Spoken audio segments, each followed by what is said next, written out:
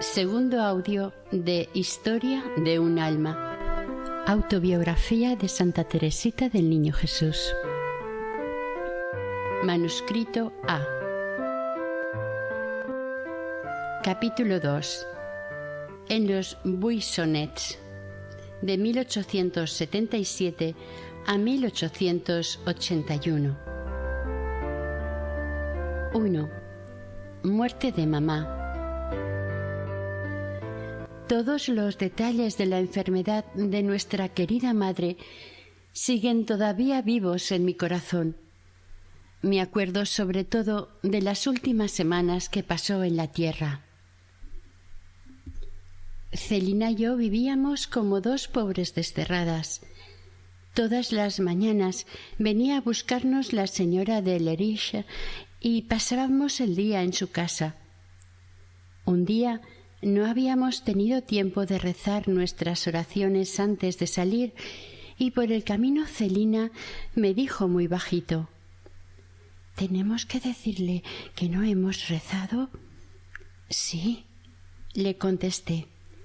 Y entonces ella se lo dijo muy tímidamente a la señora Lerich, que nos respondió: «Bien, hijitas, ahora lo haréis».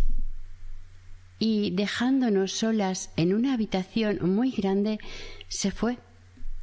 Entonces Celina me miró y dijimos: «Ay, no es como mamá, ella nos hacía rezar todos los días». Cuando jugábamos con las niñas, nos perseguía de continuo el recuerdo de nuestra madre querida.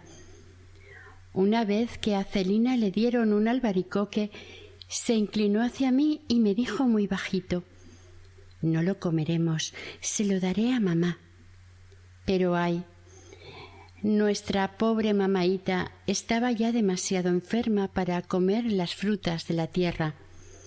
Ya solo en el cielo podría saciarse con la gloria de Dios y beber con Jesús el vino misterioso del que Él habló en la última cena, cuando dijo que lo compartiría con nosotros en el reino de su Padre. También la impresionante ceremonia de la unción de los enfermos se quedó grabada en mi alma. Aún veo el lugar donde yo estaba, al lado de Celina. Estábamos las 5 colocadas por orden de edad, y nuestro pobre papaíto estaba también allí sollozando. El día de la muerte de mamá, o al día siguiente, me cogió en brazos diciéndome: «Ve a besar por última vez a tu pobre mamaíta». Y yo, sin decir nada, acerqué mis labios a la frente de mi madre querida. No recuerdo haber llorado mucho, no le hablaba a nadie de los profundos sentimientos que me embargaban.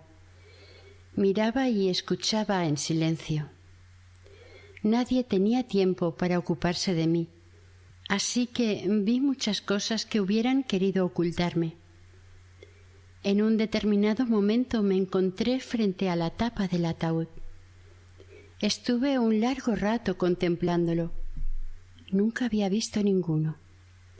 Sin embargo, comprendía. Era yo tan pequeña que, a pesar de la baja estatura de mamá, tuve que levantar la cabeza para verlo entero y me pareció muy grande y muy triste.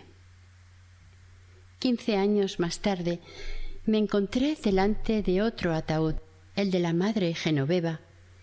Era del mismo tamaño que el de mamá y me pareció estar volviendo los días de mi infancia.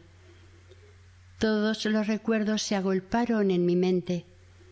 Era la misma Teresita la que miraba, pero ahora había crecido y el ataúd le parecía pequeño.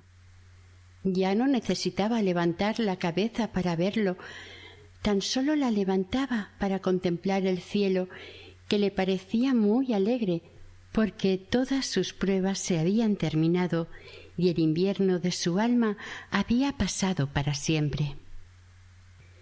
El día en que la Iglesia bendijo los restos mortales de nuestra mamaíta del cielo, Dios quiso darme otra madre en la tierra y quiso que yo misma la eligiese libremente. Estábamos juntas las 5, mirándonos entristecidas. También Luisa estaba allí, y al vernos a Celina y a mí dijo: «Pobrecitas, ya no tenéis madre». Entonces Celina se echó en brazos de María, diciendo: «Bueno, tú serás mi mamá». Yo estaba acostumbrada a imitarla en todo, sin embargo, me volví hacia ti, madre querida, y como si el futuro hubiera rasgado ya su velo, me eché en tus brazos exclamando: «Pues mi mamá será Paulina». Como ya dije antes, a partir de esta época de mi vida, entré en el segundo período de mi existencia, el más doloroso de los tres, sobre todo tras la entrada en el Carmelo, de la que yo había escogido para que fuese mi segunda mamá. Este período se extiende desde la edad de 4 años y medio hasta la de 14, época en la que recuperé mi carácter de la niñez, a la que entraba en lo serio de la vida. Tengo que decirte, madre, que a partir de la muerte de mamá, mi temperamento feliz cambió por completo. Yo, tan vivaracha y efusiva, me hice tímida y callada y extremadamente sensible. Bastaba una mirada para que estallase en lágrimas. Solo estaba contenta cuando nadie se ocupaba de mí. No podía soportar la compañía de personas extrañas y solo en la intimidad del hogar volvía a encontrar mi alegría. Sin embargo, seguía rodeada de la más delicada ternura. El corazón tan tierno de papá había añadido al amor que ya tenía un amor verdaderamente maternal. Y tú, madre y María, ¿no erais para mí las más tiernas y desinteresadas de las madres? No. Si Dios no hubiese prodigado a su florecilla esos sus rayos bienhechores, nunca ella hubiera podido aclimatarse a la tierra, pues era todavía demasiado débil para soportar las lluvias y las tormentas, y necesitaba calor, el suave rocío y las brisas de primavera. Nunca le faltaron todas estas ayudas. Jesús hizo que las encontrase incluso bajo la nieve del sufrimiento. 2. Lisieux. No sentí la menor pena al dejar a Lesson. A los niños les gustan los cambios y vine contenta a Lisieux.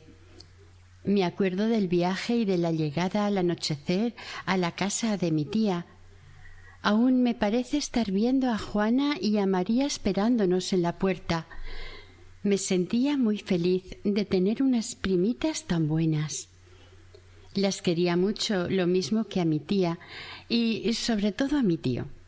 Solo que él me daba miedo y no me hallaba tan a gusto en su casa como en los Buissonets, donde mi vida sí que fue verdaderamente feliz. Por la mañana, tú te acercabas a mí preguntándome si había ofrecido ya mi corazón a Dios. Luego me vestías hablándome de Él y a continuación rezaba mis oraciones a tu lado. Después venía la clase de lectura. La primera palabra que logré leer sola fue esta: cielos. Mi querida madrina se encargaba de las clases de escritura y tú, madre, de todas las demás. No tenía gran facilidad para aprender, pero sí buena memoria. El catecismo y, sobre todo, la historia sagrada eran mis asignaturas preferidas. Las estudiaba con verdadero placer. En cambio, la gramática me hizo derramar muchas lágrimas. ¿Te acuerdas del masculino y el femenino? En cuanto terminaba la clase, subía al mirador para llevarle a papá mi condecoración y mis notas. Qué feliz me sentía cuando podía decirle: «Tengo un 5 sin excepción». Paulina lo dijo la primera. Pues cuando te preguntaba si yo tenía 5 sin excepción y tú me contestabas que sí, era para mí como obtener un punto menos. también me dabas vales, y cuando había reunido un cierto número de ellos conseguía una recompensa y un día de asueto. Recuerdo que esos días se me hacían mucho más largos que los otros, cosa que a ti te agradaba, pues era señal de que no me gustaba estar sin hacer nada. 3. Delicadezas de papá. Todas las tardes me iba a dar un paseíto con papá. Hacíamos juntos una visita al Santísimo Sacramento, visitando cada día una nueva iglesia. Fue así como entré por primera vez en la capilla del Carmelo. Papá me enseñó la reja del coro, diciéndome que al otro lado había religiosas. Qué lejos estaba yo de imaginarme que 9 años más tarde iba a encontrarme yo entre ellas. Terminado el paseo, durante el cual papá me compraba siempre un regalito de 5 o 10 céntimos, volvía a casa. Hacía entonces los deberes y después me pasaba todo el resto del tiempo brincando en el jardín en torno a papá, pues no sabía jugar a muñecas. Una cosa que me encantaba era preparar tisanas con semillas y cortezas de árbol que encontraba por el suelo. Luego se las llevaba a papá en una linda tacita. Nuestro pobre papaíto suspendía su trabajo y, sonriendo, hacía como que bebía. Y antes de devolverme la taza me preguntaba, como a hurtadillas, si había que tirar el contenido. Algunas veces yo le decía que sí, pero la mayoría de ellas volvía a llevarme mi preciosa tisana para que me sirviese para más veces. Me gustaba cultivar mis florecitas en el jardín que papá me había regalado. Me entretenía levantando altarcitos en un hueco que había en medio de la tapia. Cuando terminaba, corría a buscar a papá y arrastrándole detrás de mí le decía que cerrase bien los ojos y que no los abriera hasta que yo se lo mandase. Él hacía todo lo que yo quería y se dejaba conducir ante mi jardincito. Entonces yo le gritaba: «¡Papá, abre los ojos!». Él los abría y, por complacerme, se quedaba extasiado admirando lo que a mí me parecía toda una obra de arte. Si quisiera contar otras 1000 anécdotas de esta índole que se agolpan en mi memoria, nunca terminaría. Cómo relatar todas las caricias que papá prodigaba a su reinecita. Hay cosas que siente el corazón y que ni la palabra ni siquiera el pensamiento pueden expresar. Qué hermosos eran para mí los días en que mi rey querido me llevaba con él a pescar. Me gustaban tanto el campo, las flores y los pájaros. A veces intentaba pescar con mi cañita, pero prefería ir a sentarme sola en la hierba florida. Entonces mis pensamientos se hacían muy profundos y, sin saber lo que era meditar, mi alma se abismaba en una verdadera oración. Escuchaba los ruidos lejanos, el murmullo del viento y hasta la música difusa de los soldados, cuyo sonido llegaba hasta mí. Me llenaban de dulce melancolía el corazón. La tierra me parecía un lugar de destierro y soñaba con el cielo. La tarde pasaba rápidamente y pronto había que volver a los Buissonets. Pero antes de partir tomaba la merienda que había llevado en mi cestita.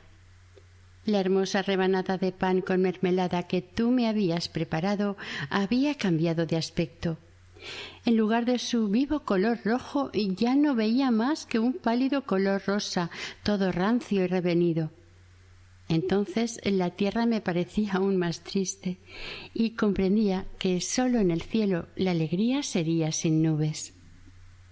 Hablando de nubes, me acuerdo que un día el hermoso cielo azul de la campaña se encapotó y que pronto se puso a rugir la tormenta. Los relámpagos hacían surcos en las nubes oscuras y vi caer un rayo a corta distancia. Lejos de asustarme, estaba encantada.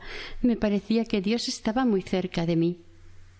Papá no estaba en absoluto tan contento como su reinecita, no porque tuviese miedo a la tormenta, sino porque la hierba y las grandes margaritas, que levantaban más que yo, centelleaban de piedras preciosas y teníamos que atravesar varios prados antes de encontrar un camino. Así que mi querido papaíto, para que los diamantes no mojasen a su hija, se la echó a hombros a pesar de su equipo de pesca. Durante los paseos que daba con papá, le gustaba mandarme a llevar la limosna a los pobres que encontrábamos. Un día vimos a uno que se arrastraba penosamente sobre sus muletas. Me acerqué a él para darle una moneda, pero no sintiéndose tan pobre como para recibir una limosna, me miró sonriendo tristemente y rehusó tomar lo que le ofrecía. No puedo decir lo que sentí en mi corazón. Yo quería consolarle, aliviarle, y en vez de eso pensé le había hecho sufrir. El pobre enfermo, sin duda, adivinó mi pensamiento, pues lo vi volverse y sonreírme. Papá acababa de comprarme un pastel y me entraron muchas ganas de dárselo, pero no me atreví. Sin embargo, quería darle algo que no me pudiera rechazar, pues sentía por él un afecto muy grande. Entonces recordé haber oído decir que el día de la primera comunión se alcanzaba todo lo que se pedía. Aquel pensamiento me consoló y, aunque todavía no tenía más que 6 años, me dije para mí: el día de mi primera comunión rezaré por mi pobre.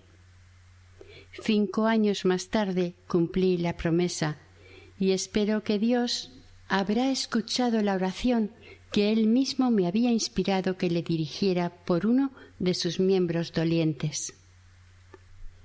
Amaba mucho a Dios y le ofrecía con frecuencia mi corazón, sirviéndome de la breve fórmula que mamá me había enseñado.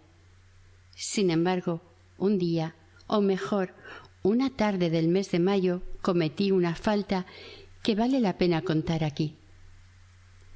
Esta falta me ofreció una buena ocasión para humillarme y creo que he tenido de ella perfecta contrición. Como era demasiado pequeña para ir al mes de María, me quedaba en casa con Victoria y hacía con ella mis devociones ante mi altarcito de María que yo arreglaba a mi manera. Era todo tan pequeño, candeleros y floreros, que 2 cerillas que hacían de velas bastaban para alumbrarlo. En alguna que otra ocasión, Victoria me daba la sorpresa de regalarme 2 cabitos de vela, pero raras veces. Una tarde estaba todo preparado para ponernos a rezar y le dije: «Victoria, ¿quieres comenzar el acordaos? Voy a encender». Ella hizo ademán de empezar, pero no dijo nada y me miró riéndose. Yo, que veía que mis preciosas cerillas se consumían rápidamente, le supliqué que dijese la oración. Ella continuó callada. Entonces, levantándome, le dije a gritos que era mala y, saliendo de mi dulzura habitual, empecé a patalear con todas mis fuerzas. A la pobre Victoria se le quitaron las ganas de reír.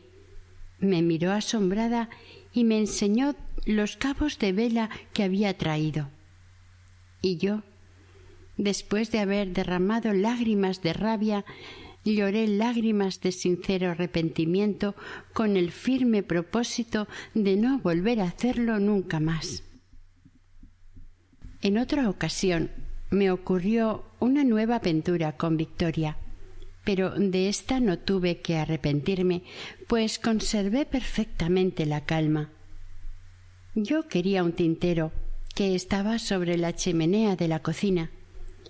Como era muy pequeña para cogerlo, le pedí muy amablemente a Victoria que me lo diese, pero ella se negó, diciéndome que me subiese a una silla. Cogí una silla sin replicar, pero pensando que ella no había sido nada amable que digamos. Y queriendo hacérselo saber, busqué en mi cabecita el insulto que más me ofendía. Ella, cuando estaba muy enfadada conmigo, solía llamarme mocosa, lo cual me humillaba mucho.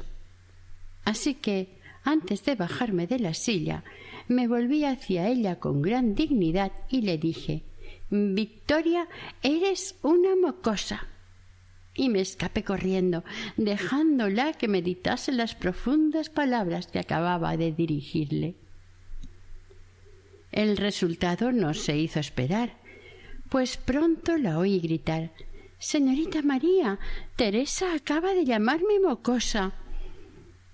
Vino María y me hizo pedirle perdón, pero lo hice sin contrición, pues me parecía que si Victoria no había querido estirar su largo brazo para hacerme un pequeño favor, merecía bien el título de mocosa. Sin embargo, Victoria me quería mucho y yo también a ella. Un día me sacó de un gran aprieto en el que yo había caído por mi culpa. Victoria estaba planchando y tenía a su lado un cubo de agua. Yo estaba mirándola, balanceándome como de costumbre en una silla. De repente me falló la silla y caí, pero no en el suelo, sino dentro del cubo. Estaba la cabeza tocando con los pies y llenaba el cubo como un pollito llena el huevo. La pobre Victoria me miraba enormemente sorprendida, pues nunca había visto cosa igual. Yo no veía la hora de salir del cubo, pero imposible. La prisión era tan justa que no podía hacer el menor movimiento. Con cierta dificultad, Victoria me salvó del gran aprieto. Lo que no pudo salvar fue mi vestido y todo lo demás, y se vio obligada a cambiarme, pues estaba hecha una sopa. Otra vez caí en la chimenea.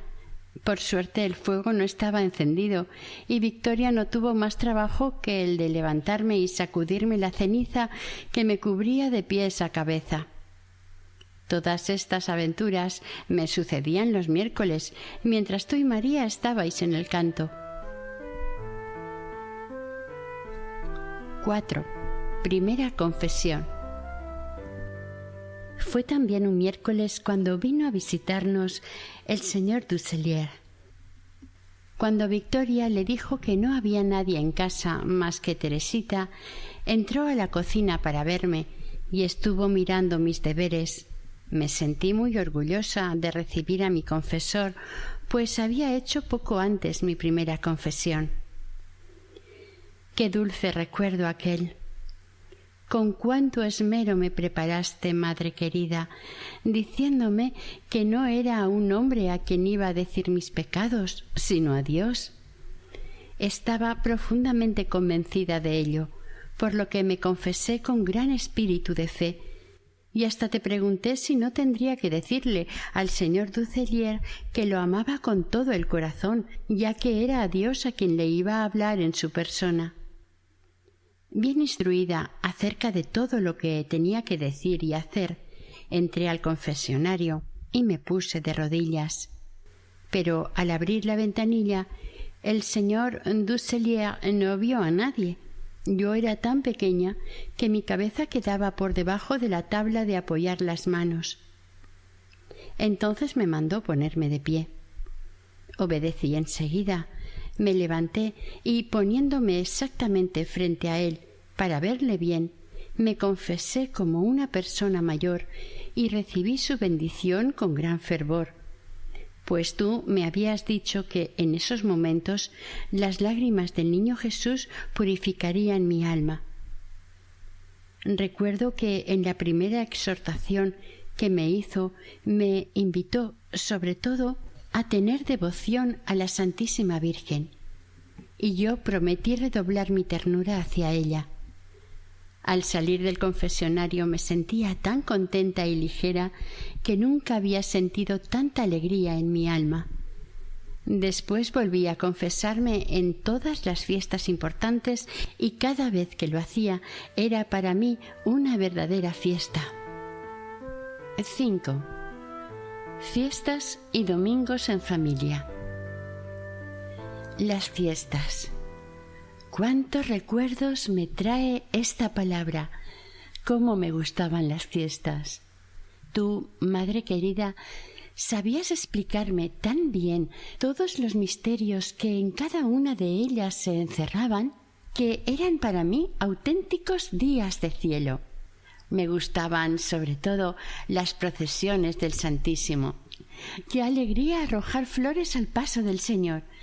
Pero en vez de dejarlas caer, yo las lanzaba lo más alto que podía, y cuando veía que mis hojas tocaban la sagrada custodia, mi felicidad llegaba al colmo. Las fiestas.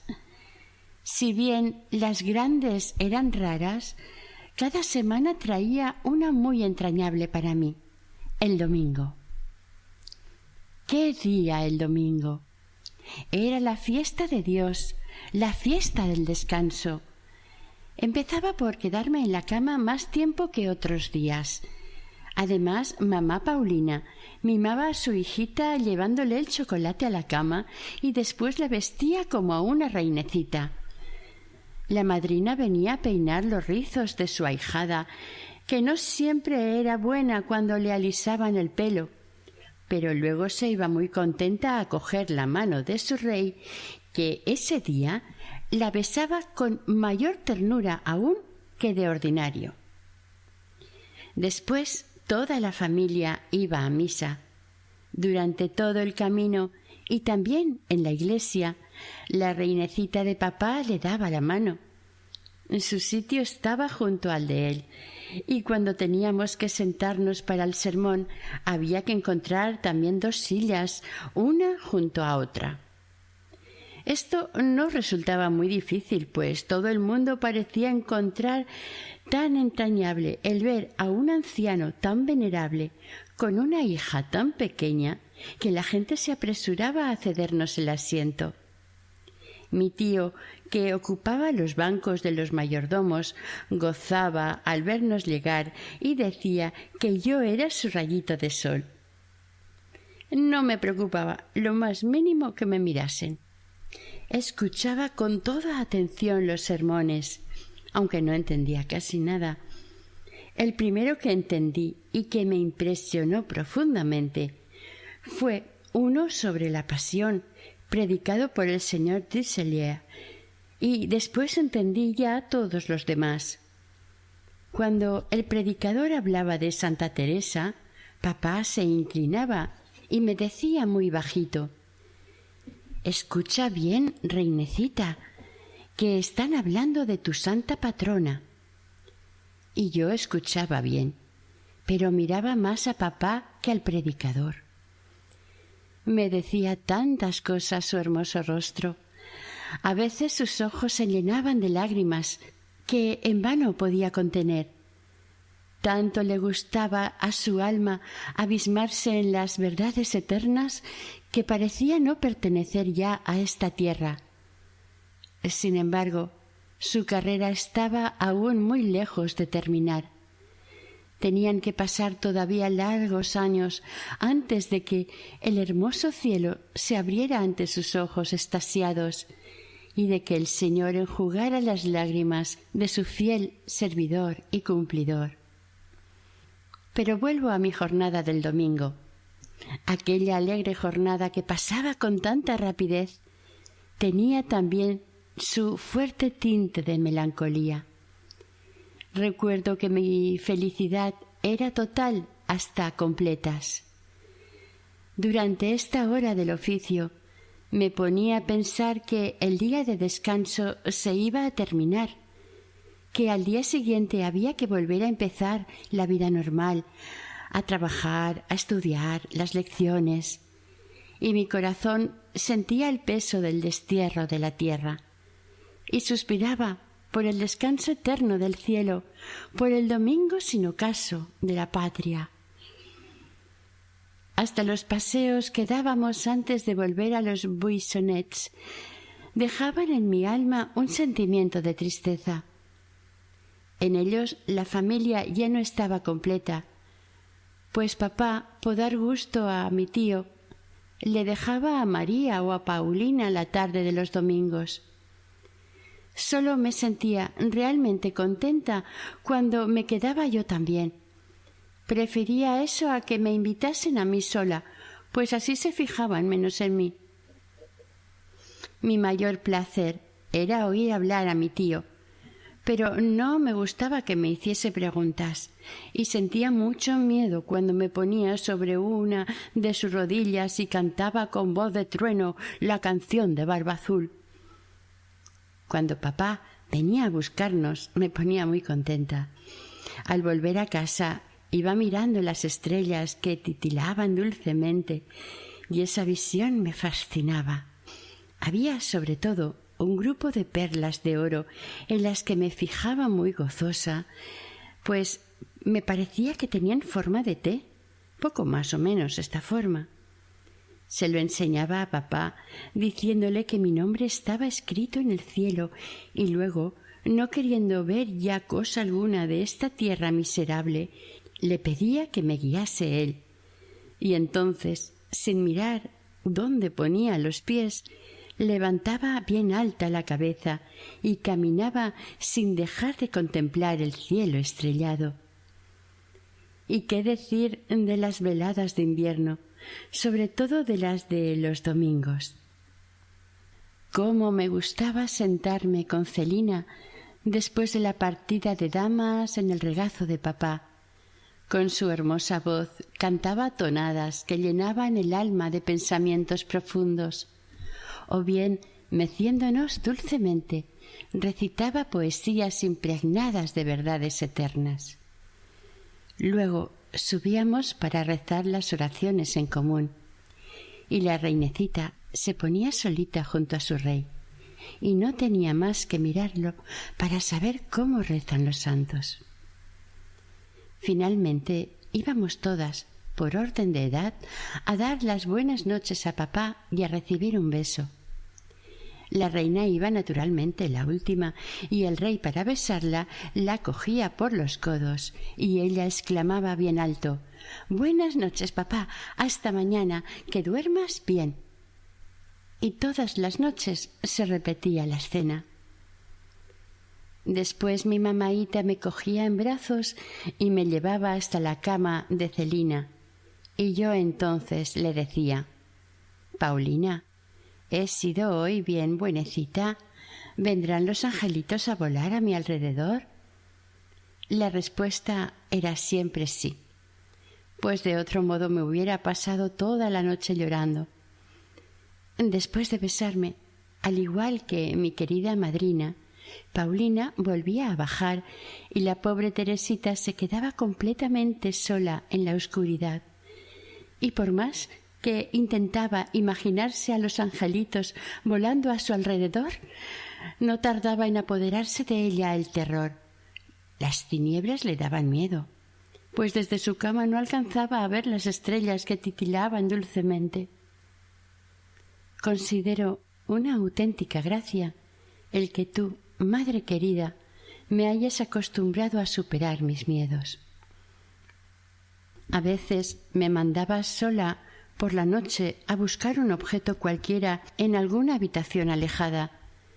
De no haber sido tan bien dirigida, me habría vuelto muy miedosa, mientras que ahora es difícil que me asuste por nada. A veces me pregunto cómo pudiste educarme con tanto amor y delicadeza, sin mimarme, pues la verdad es que no me dejabas pasar ni una sola imperfección. Nunca me reprendías sin motivo, pero tampoco te volvías nunca atrás de una decisión que hubieras tomado. Tan convencida estaba yo de esto que no hubiera podido ni querido dar un paso si tú me lo habías prohibido. Hasta papá se veía obligado a someterse a tu voluntad. Sin el consentimiento de Paulina yo no salía de paseo. Y si cuando papá me pedía que fuese, yo respondía: Paulina no quiere. Entonces él iba a implorar gracia para mí. A veces Paulina, por complacerlo, decía que sí, pero Teresita leía en su cara que no lo decía de corazón, y entonces se echaba a llorar, y no había forma de consolarla hasta que Paulina decía que sí y la besaba de corazón. Cuando Teresita caía enferma, como le sucedía todos los inviernos, es imposible decir con qué ternura maternal era cuidada. Paulina la acostaba en su propia cama, merced incomparable, y le daba todo lo que le apetecía. Un día, Paulina sacó de debajo de la almohada una preciosa navajita suya y se la regaló a su hijita, dejándola sumida en un arrobamiento imposible de describir. «Paulina», exclamó, «¿así que me quieres tanto que te privas por mí de tu preciosa navajita que tiene una estrella de nácar? Y si me quieres tanto, ¿sacrificarías también tu reloj para que no me muriera?» «No solo sacrificaría mi reloj para que no te murieras, sino que lo sacrificaría ahora mismo por verte curada». Al oír esas palabras de Paulina, mi asombro y mi gratitud llegaron al colmo. En verano a veces tenía mareos, y Paulina me cuidaba con la misma ternura. Para distraerme, y este era el mejor de los remedios, me paseaba en carretilla alrededor del jardín, y luego, bajándome a mí, ponía en mi lugar una matita de margaritas, y la paseaba con mucho cuidado hasta mi jardín, donde la colocaba con gran solemnidad. Paulina era quien recibía todas mis confidencias íntimas y aclaraba mis dudas. En cierta ocasión le manifesté mi extrañeza de que Dios no diera la misma gloria en el cielo a todos sus elegidos, y mi temor de que no todos fueran felices. Entonces Paulina me dijo que fuera a buscar el vaso grande de papá y que lo pusiera al lado de mi dedalito, y luego que los llenara los dos de agua. Entonces me preguntó cuál de los dos estaba más lleno. Yo le dije que estaba tan lleno el uno como el otro, y que era imposible echar en ellos más agua de la que podían contener. Entonces mi madre querida me hizo comprender que en el cielo Dios daría a sus elegidos tanta gloria como pudieran contener, y que de esa manera el último no tendría nada que envidiar al primero. Así, madre querida, poniendo a mi alcance los más sublimes secretos, sabías tú dar a mi alma el alimento que necesitaba. Con qué alegría veía yo llegar cada año la entrega de premios. Entonces, como siempre, se hacía justicia, y yo no recibía más recompensas que las que había merecido. Sola y de pie, en medio de la noble asamblea, escuchaba la sentencia que era leída por el rey de Francia y Navarra. El corazón me latía muy fuerte al recibir los premios y la corona. Era para mí como la imagen del juicio.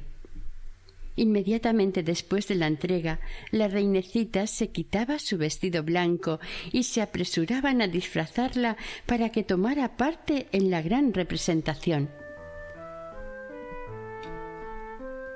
6. Visión profética. Qué alegres eran aquellas fiestas familiares, y qué lejos estaba yo entonces, viendo a mi rey querido tan radiante, de presagiar las tribulaciones que iban a visitarlo. Un día, sin embargo, Dios me mostró en una visión verdaderamente extraordinaria la imagen viva de la prueba que Él quería prepararnos de antemano, pues su cáliz se estaba ya llenando. Papá se encontraba de viaje desde hacía varios días y aún faltaban 2 para su regreso. Serían las 2 o las 3 de la tarde. El sol brillaba con vivo resplandor y toda la naturaleza parecía estar de fiesta. Yo estaba sola, asomada a la ventana de una buhardilla que daba a la huerta grande.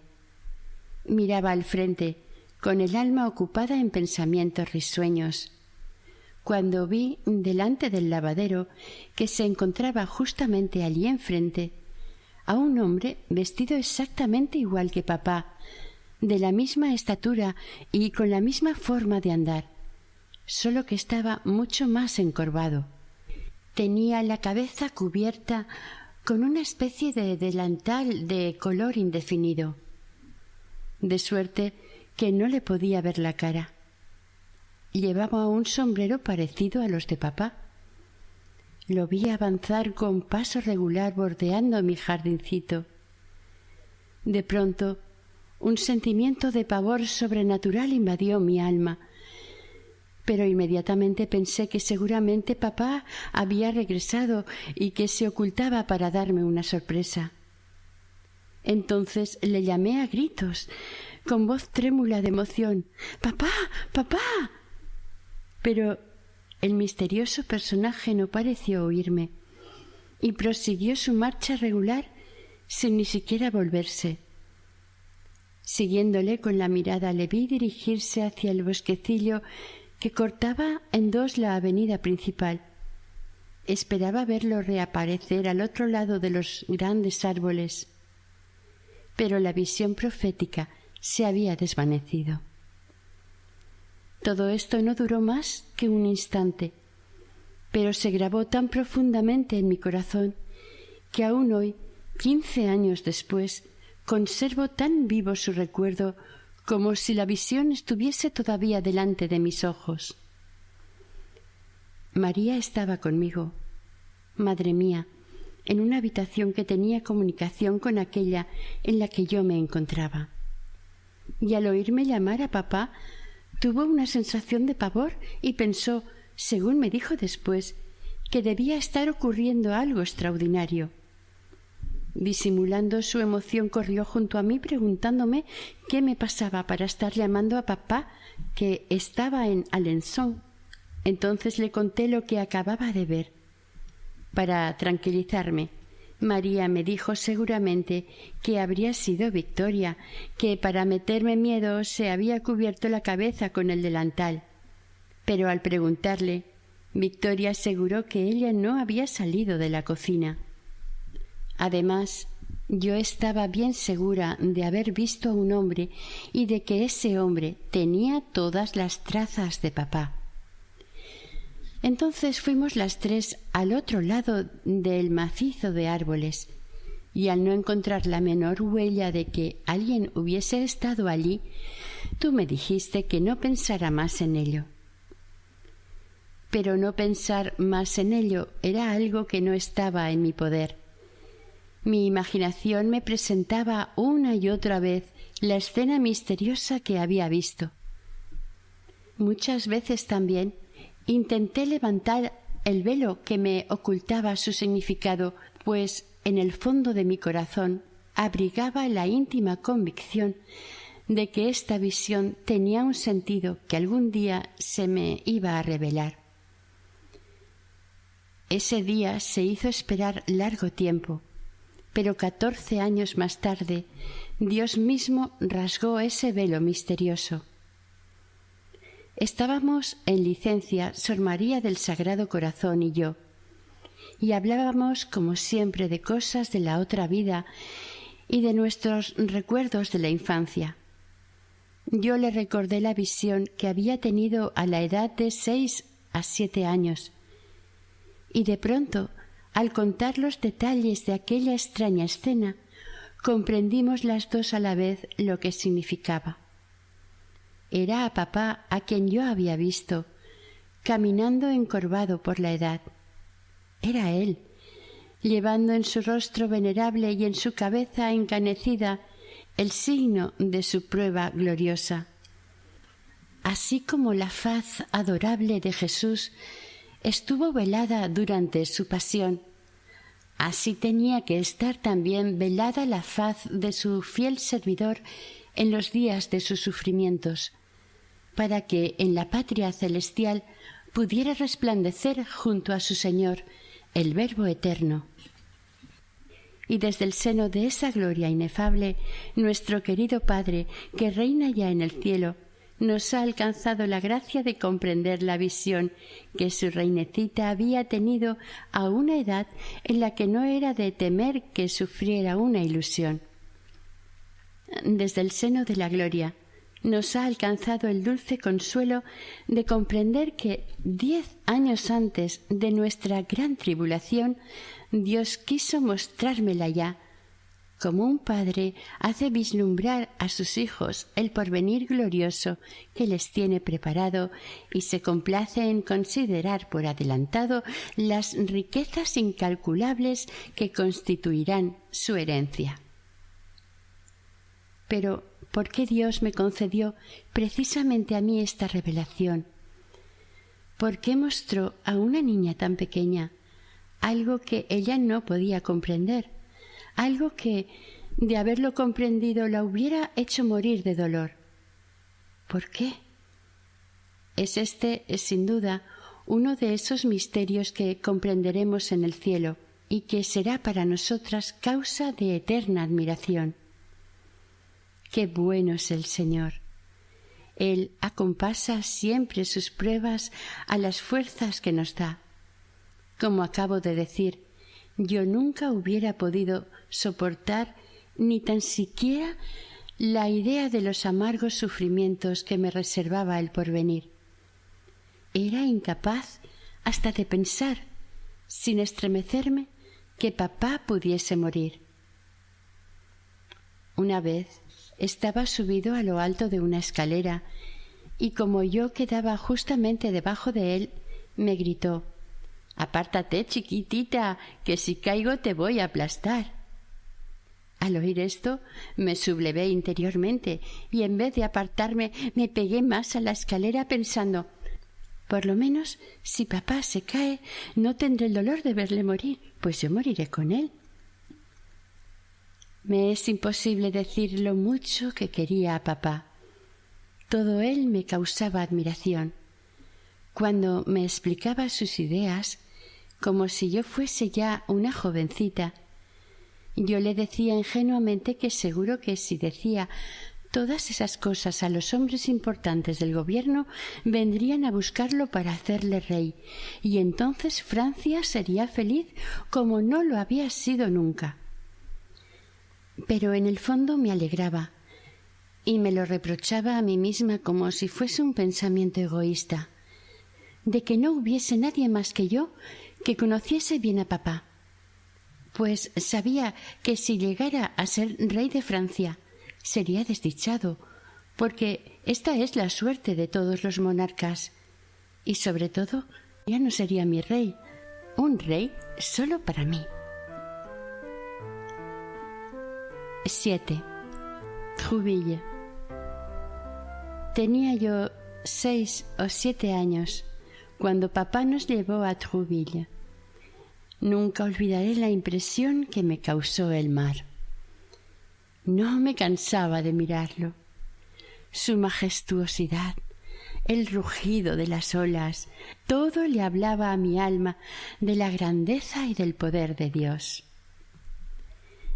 Recuerdo que durante el paseo que dimos por la playa, un señor y una señora me miraban correr feliz junto a papá y acercándose le preguntaron si era suya y dijeron que era una niña muy guapa. Papá les respondió que sí, pero me di cuenta de que les hizo señas de que no me dirigiesen elogios. Era la primera vez que yo oía decir que era guapa, y me gustó, pues no creía serlo. Tú ponías gran cuidado, madre querida, en alejar de mí todo lo que pudiese empañar mi inocencia y sobre todo en no dejarme escuchar ninguna palabra por la que pudiese deslizar la vanidad en mi corazón. Y como yo solo hacía caso a tus palabras y a las de María, y vosotras nunca me habíais dirigido un solo piropo, no di la mayor importancia a las palabras y a las miradas de admiración de aquella señora. Al atardecer, a esa hora en la que el sol parece querer bañarse en la inmensidad de las olas, dejando tras de sí un surco luminoso, iba a sentarme a solas con Paulina en una roca, y allí recordé el cuento conmovedor de El surco de oro. Estuve contemplando durante mucho tiempo aquel surco luminoso, imagen de la gracia que ilumina el camino que debe recorrer la barquilla de airosa vela blanca. Allí, al lado de Paulina, hice el propósito de no alejar nunca mi alma de la mirada de Jesús, para que pueda navegar en paz hacia la patria del cielo. Y mi vida discurría serena y feliz. El cariño de que vivía rodeada en los buissonets me hacía, por decirlo así, crecer. Pero ya era, sin duda, lo suficientemente grande para empezar a luchar, para empezar a conocer el mundo y las miserias de que está lleno.